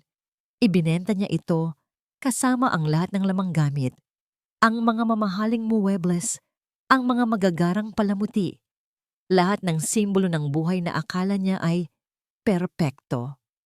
Mula sa perang nakuha, bumili siya ng isang maliit at simpleng apartment sa isang tahimik na bahagi ng lungsod, isang lugar na kanya lamang, isang lugar kung saan ang kapayapaan ay totoo. Kasama niyang lumipat si Wawa, hindi na bilang isang kasambahay, kundi bilang isang tunay na kaibigan at kapamilya. Sinimulan din niya ang regular na sesyon sa isang therapist, isang mabait na babae na tinulungan siyang harapin ang kanyang mga trauma. Dito niya natutunang ang mga sugat na hindi nakikita ay mas matagal maghilom. May mga araw na mabigat ang lahat, ngunit may mga araw din na mas magaan. At sa bawat araw na lumilipas, ang magaan na araw ay unti-unting dumadami kaysa sa mabigat. Isang hapon, habang nag-aayos siya ng mga libro sa kanyang bagong estante, dinalaw siya ni Bantugan. May dala itong isang folder. "Para sa iyo ito, Hiraya," sabi ni Bantugan habang iniaabot ang folder. Binuksan ito ni Hiraya. Ito ang mga papeles para sa isang foundation. "Ano ito?" tanong niya. "Iyan ang foundation na itinayo ko bilang parangal kay Mayari," paliwanag ni Bantugan. "Isang organisasyon para tulungan ang mga biktima ng domestic abuse at karahasan. Ngunit pakiramdam ko, may kulang." Tumingin siya kay Hiraya. "Ang boses mo, Hiraya, ang iyong katapangan. Iyan ang kulang. Gusto kong ikaw ang mamahala dito. Ikaw ang maging mukha nito. Dahil sino pa ba ang mas makakaintindi sa kanila, kundi ikaw?" Tinitigan ni Hiraya ang pangalan ng foundation, Sinag Hiraya. Isang kombinasyon ng pangalan ng kapihan kung saan nagsimula ang kanilang laban at ang kanyang sariling pangalan, Sinag ng Pag-asa, ang bunga ng pangarap. Sa unang pagkakataon sa loob ng napakaraming buwan, isang tunay at taos-pusong nangiti ang gumuhit sa mga labi ni Hiraya. "Salamat, Ban," sabi niya, gamit ang palayaw na ngayon lang niya binigkas. "Gagawin ko." Napuno ang mga sumunod na araw ni Hiraya ng bagong layunin. Ibinuhos niya ang kanyang oras, lakas, at isang bahagi ng kanyang yaman sa Sinag Hiraya Foundation. Nag-organisa sila ng mga support group, nagbigay ng libreng legal na tulong, at nagtayo ng isang halfway house para sa mga kababaihan at batang nangangailangan ng kanlungan. Isang araw, habang nasa opisina ng foundation, isang sulat ang dumating para sa kanya. Galing ito sa isa sa mga unang babaeng tinulungan nila, isang ina na nakatakas mula sa isang mapang-abusong asawa. "Dear Ma'am Hiraya," nakasulat sa liham. "Hindi niyo po ako kilala, pero binago niyo po ang buhay ko. Dahil sa inyo, natuto akong huwag matakot. Dahil sa inyo, muli kong natagpuan ang aking boses. Salamat po. Salamat po sa pagiging sinag sa aming kadiliman." Habang binabasa ni Hiraya ang mga salita, isang mainit na luha ang pumatak mula sa kanyang mata at tumama sa papel. Ngunit hindi ito luha ng pighati o sakit. Ito ay luha ng katuparan. Ang sakit na kanyang pinagdaanan, ang bangungot na kanyang nilabanan, lahat ay nagkaroon ng kahulugan. Ang kanyang paghihilom ay hindi lamang para sa kanyang sarili. Ang kanyang pagbangon ay naging pag-asa para sa iba. Tumingin siya sa labas ng bintana. Ang araw ay unti-unti nang lumulubog, nagbibigay kulay sa kalangitan. Dati, kinatatakutan niya ang pagdating ng dilim. Ngunit ngayon, alam na niya na kahit gaano pa kadilim ang gabi, palaging may pag-asang dala ang bawat bagong pagsikat ng araw. Isang taon. Isang taon na ang lumipas mula nang ganap na magbago ang takbo ng buhay ni Hiraya. Ngayon, nakatayo siya hindi sa loob ng isang madilim na silid o sa bingit ng isang lawa, kundi sa ibabaw ng isang entablado, sa ilalim ng mainit na liwanag ng mga ilaw. Nasa harap niya ang daan-daang tao, mga taga-suporta, mga kapwa-survivor, mga miyembro ng media, lahat ay nagtipon para sa opisyal na paglulunsad ng Tinaghiraya Foundation. Hawak niya ang mikropono, ang kanyang mga kamay ay matatag. Ang dating kaba na laging gumagambala sa kanya ay napalitan ng isang kalmadong kumpiyansa. Huminga siya ng malalim at nagsimulang magsalita. Ang kanyang boses ay malinaw at puno ng damdamin. Umalingaw-ngaw sa buong bulwagan. Magandang gabi po sa inyong lahat. Panimula niya. Marami sa inyo ang nakakakilala sa akin dahil sa isang kwentong puno ng kadiliman. Isang kwento ng pagtataksil, ng panlilinlang at ng karahasan. Ngayong gabi, narito ako para sabihin sa inyo na ang kwentong yon ay hindi ang katapusan. Ito ay simula pa lamang. Naglakad siya ng bahagya sa entablado. Ang kanyang mga mata ay naglilibot sa mga mukha ng mga nakikinig. Sa loob ng mahabang panahon, ako po ay isang biktima. Isang biktima ng paniniwalang ang pag-ibig ay nangangahulugan ng bulag na pagtitiwala. Isang biktima ng takot na magsalita. Nanahimik ako dahil akala ko ang katahimikan ang magliligtas sa akin. Ngunit nagkamali ako. Ang katahimikan ay ang kulungan. Ang katahimikan ay ang lason na unti-unting pumapatay sa ating kaluluwa. Isang sandali siyang huminto, hinahayaan ang kanyang mga salita na tumatak sa isipan ng mga tao. Ang gabi sa lawa, ang gabi kung kailan sinubukan nilang kunin ang lahat sa akin, ay hindi ang gabi ng aking pagkatalo. Iyon ang gabi ng aking pagsilang. Dahil sa gabing iyon, sa gitna ng kadiliman, natagpuan ko ang aking tinig. At nang natagpuan ko ito, ipinangako ko sa aking sarili na hindi na ako muling mananahimik. Tumingin siya sa isang partikular na bahagi ng audience. Doon, sa unang hilera, nakaupo si Wawa. Ang kanyang mga mata ay nangingilid sa luha ng pagmamalaki. Sa tabi nito ay si Bantugan, nakangiti sa kanya. Isang ngiti na hindi na lamang ng isang abogado, kundi ng isang kaibigan, isang kakampi. Ang kanilang presensya ang nagbigay sa kanya ng lakas.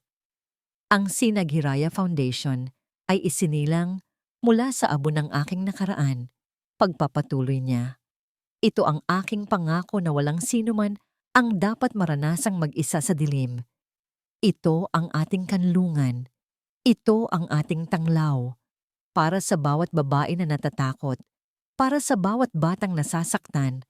Para sa bawat taong nararamdaman na wala na silang boses, narito kami. Hindi kayo nag-iisa. Ang tunay na lakas ay hindi nakikita sa paghihiganti. Ito ay nakikita sa pagbangon, sa paghilom, at sa paggamit ng ating mga sugat, hindi bilang paalala ng ating kahinaan, kundi bilang simbolo ng ating katatagan. Ang kwento ko ay hindi lamang tungkol sa akin. Ito ay kwento nating lahat. Ito ay isang paalala na sa kabila ng pinakamadilim na gabi, palaging may darating na isang bagong bukang liwayway. Nagwakas ang kanyang talumpati sa isang malakas at umaalingaw-ngaw na palakpakan. Tumayo ang mga tao. Ang kanilang mga mukha ay puno ng paghanga at inspirasyon. Yumuko si Hiraya, Hindi bilang isang biktima na humihingi ng awa, kundi bilang isang survivor na nag-aalay ng pag-asa. Pagbaba niya ng entablado, sinalubong siya ni Wawa at Bantugan, niyakap siya ni Wawa ng mahigpit. "Napakagaling mo, Senyora Hiraya," sabi nito. "Napakagaling mo." "Hiraya na lang, Wawa. Hiraya na lang," nakangiting sabi niya. Lumapit si Bantugan. "Mayari would have been so proud of you, Hiraya. I am proud of you." "Hindi ko ito magagawa kung wala kayo," taos-pusong sagot ni Hiraya. Magkakasama silang lumabas ng bulwagan. Ang gabi ay malamig, ngunit ang langit ay maliwanag, puno ng mga bituin. Huminto si Hiraya at huminga ng malalim. Nilalasap ang sariwang hangin, ang hangin ng kalayaan. Ang kanyang nakaraan ay hindi na isang mabigat na kadena na humihila sa kanya pababa. Ito na ngayon ay isang pundasyon, isang matibay na batayan kung saan itinayo niya ang kanyang bagong buhay. Ang mga peklat ay mananatili, ngunit hindi na ito masakit. Ang mga ito ay mga mapa na nagpapaalala sa kanya kung gaano kalayo na ang kanyang narating. Tumingin siya sa silangan, kung saan ang pinakamadilim na bahagi ng kalangitan ay unti-unti nang nagkakaroon ng bahagyang liwanag. Paparating na ang umaga. Hindi niya alam kung ano ang eksaktong dala ng kinabukasan. Ngunit sa unang pagkakataon sa kanyang buhay, hindi siya natatakot na harapin ito dahil alam na niya ngayon kung sino siya. Siya si Hiraya, hindi asawa ni Ravin, hindi biktima. Siya si Hiraya, isang survivor, isang sinag. At ang kanyang kwento ay simula pa lamang. At dito po nagtatapos ang ating kwento. Isang salaysay na nagpapatunay na ang pinakamatinding sakit ay maaaring magbunga ng pinakamatatag na pagkatao. Ang aral ng kwentong ito ay simple lamang ngunit napakahalaga. Huwag kailanman matakot na gamitin ang inyong tinig. Ang pananahimik ay hindi lunas sa pang-aabuso. Ito'y nagbibigay lamang ng kapangyarihan sa nangaapi. Ang tunay na paglaya ay nagsisimula sa isang maliit na hakbang ng katapangan. Ang katapangang humingi ng tulong, ang katapangang lumaban, at ang katapangang piliin ang sarili. Maraming salamat po sa inyong walang sawang pagsubaybay at pakikinig. Sana po ay may napulot kayong aral at inspirasyon sa kwento ni Hiraya. Ano pong uri ng kwento ang gusto ninyong marinig sa susunod? I-comment nyo lang po sa ibaba. Ang inyong mga saloobin ay napakahalaga sa amin. Hindi dito nagtatapos ang ating paglalakbay. Marami pa pong kwentong kasing ganda at mas puno ng aral dito sa aming channel. Kung nagustuhan nyo ang kwentong ito, i-like, i-share sa pamilya at mga kaibigan at mag-subscribe na rin para lagi kayong updated sa mga susunod pa naming kwento. I-click nyo ang notification bell para kayo ang unang makarinig kapag may bago kaming upload. Pagpalain po kayo ng Panginoon, kayo at ang inyong buong pamilya. Hanggang sa muli.